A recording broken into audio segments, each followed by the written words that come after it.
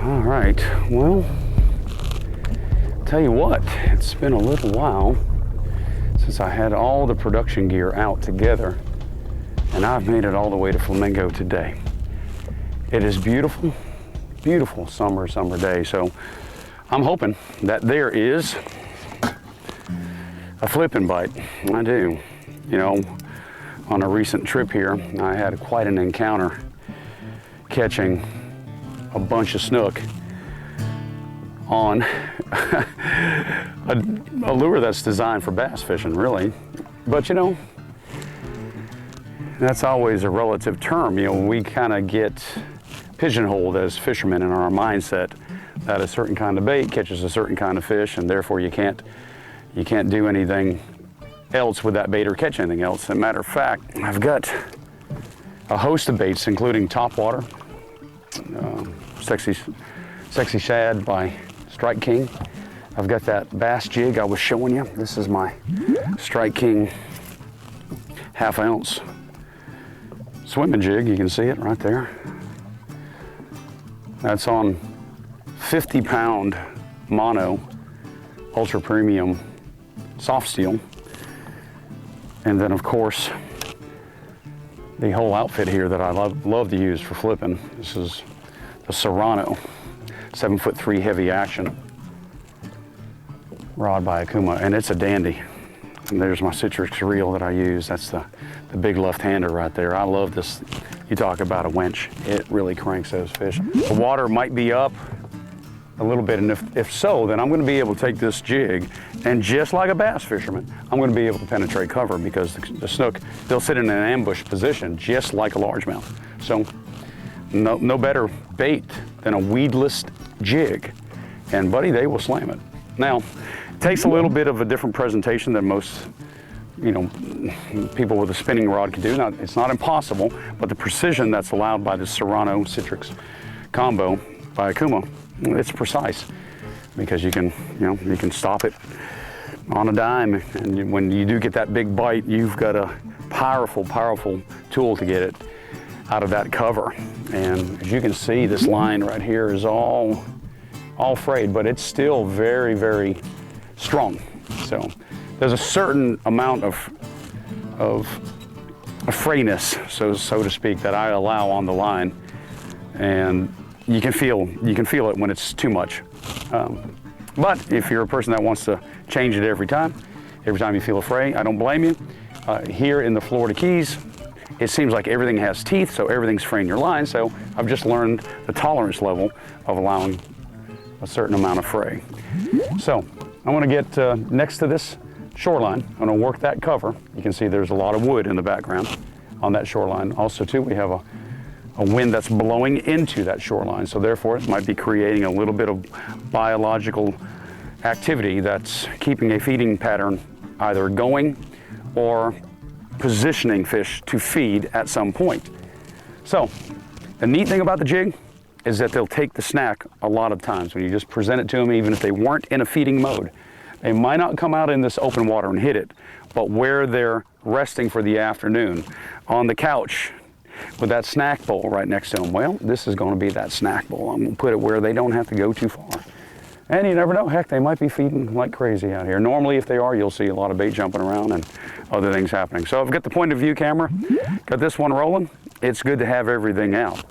And let's see what we can get into. Let me exercise my line. Now this baby is ready to roll. Ready to roll. Okay. Great thing about a swimming jig, aside from the fact that it's weedless with a brush guard, is the fact that when you combine it with your trailer like I'm using, which is a Z-Man Minnow Z. Oop, oh, little tap there.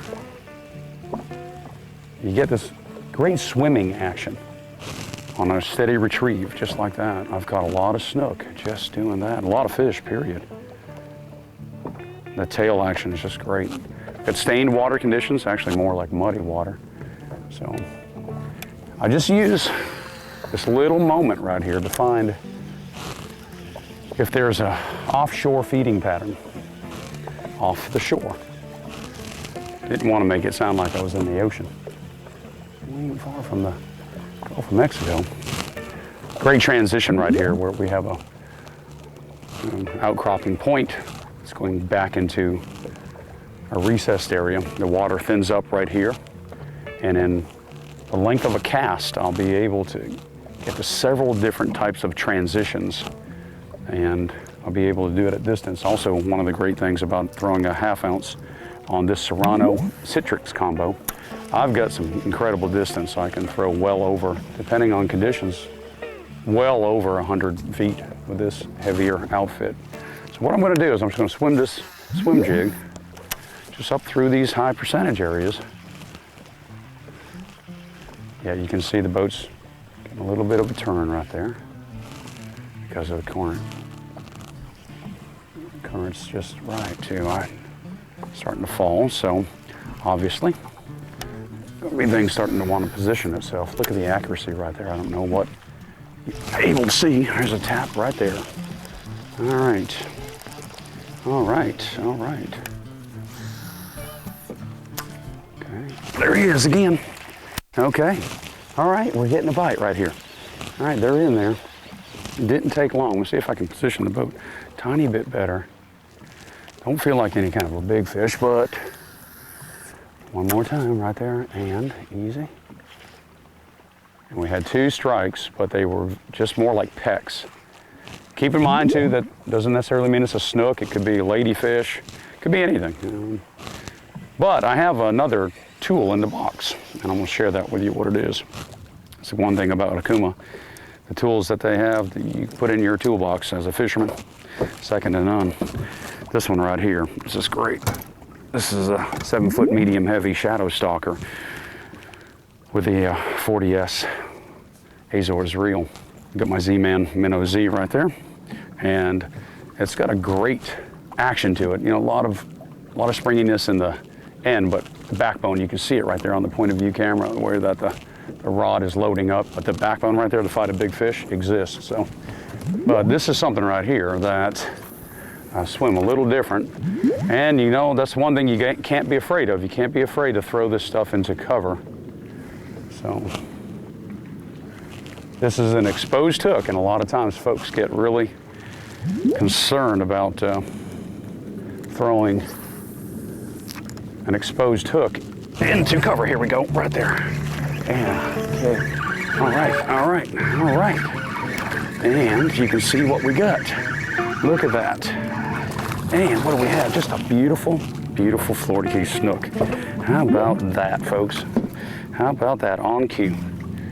Well, we're about a dozen casts or so into this moment, and we are looking at a beautiful fish. Look at that fish. Is that just a beautiful fish? That makes me say woohoo.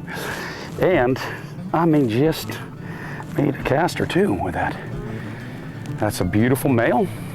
Something interesting about the Florida Keys snook is that they're born male, and at about 4 years of age, or 24 inches or so, they become a female. So this one here is slightly under 24 and is part of the male population. Then at about 24 inches or 4.5, 5 years of age, they become female. Let's get this beautiful fish back into the water. Right there, well, there you go. How about that? Well, you see, having tools in the toolbox right there, an important concept to understand. I made a couple casts with my penetrating bait, a bait that I could throw into cover, not have near the concern because I don't have an open hook. But, you know, if you want to catch fish, you gotta live on the edge. That's one thing I enjoyed about fishing with Rob. When we first started fishing, he didn't throw a bait caster, and he's since picked it up and he's doing extremely well with it. But he really could but at the time, he was handling a spinning outfit without fear. I mean, he would throw this bait up into the nastiest, but you know what he was doing? He was catching fish, where most people would be a little bit concerned about throwing a bait like this into the cover, and I get it. But you know, baits can be worked through covers if you understand the design of your jig head, you understand the design of the bait, the fall rate, understanding your equipment. And this is one more time why the tools that are made by Okuma, for me, I've used a lot of gear and I've used a lot of fabulous gear, but there's not been a combination from outfit to outfit to outfit that has the performance factor that I would rate the Okuma gear. The Okuma gear is simply for me, for my purposes and my application, it's the best that I've ever used. And I'll tell you what, you saw that right there. That bite was really just quick. I had to get the fish out of there. And you know, I threw it on the front side. Oh, look at there, another bite. Okay.